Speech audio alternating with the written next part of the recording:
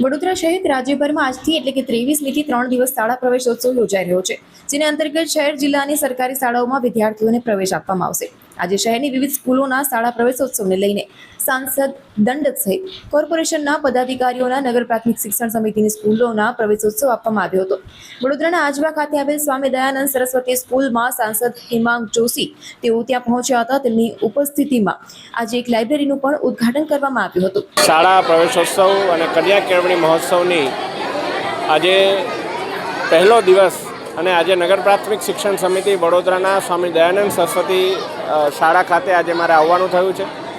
બાલવાડીથી લઈ ધોરણ 1થી લઈ બાલવાટિકાના તમામ બાળકોને આજે પ્રવેશ અપાવી અને માનનીય વડાપ્રધાનશ્રીએ જ્યાં તેઓ મુખ્યમંત્રી હતા ત્યારે આ સિલસિલો શરૂ કર્યો અને આપણા રાજ્યના ડ્રોપઆઉટ રેશિયોને હવે સિંગલ ડિજિટ કરતાં પણ ઓછા માત્રામાં જ્યારે તેઓ લાવ્યા છે, ત્યારે આ વખતે પણ માનનીય ભૂપેન્દ્રભાઈ પટેલજીના નેતૃત્વ હેઠળ આપ જોઈ શકો છો જે પ્રકારે શાળાનું માળખાકીય સુવિધા અને સારા શિક્ષિત શિક્ષકો એ તમામ શાળાને મળી રહ્યા છે, ત્યારે આ જ બાળકો ભવિષ્યમાં વિકસિત ભારતના વાહક બને એની શુભકામનાઓ પાઠવું.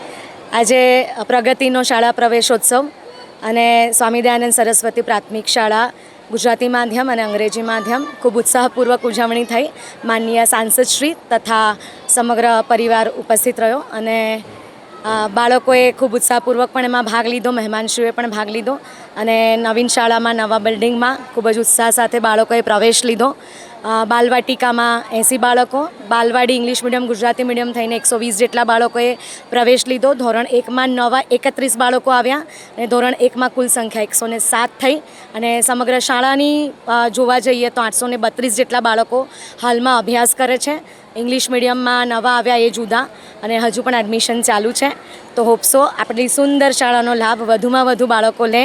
એટલે ખૂબ સુંદર રહ્યો આજનો કાર્યક્રમ. ધન્યવાદ. કેતુ પાઠક, સ્વામી દયાનંદ સરસ્વતી પ્રાથમિક શાળા આચાર્ય.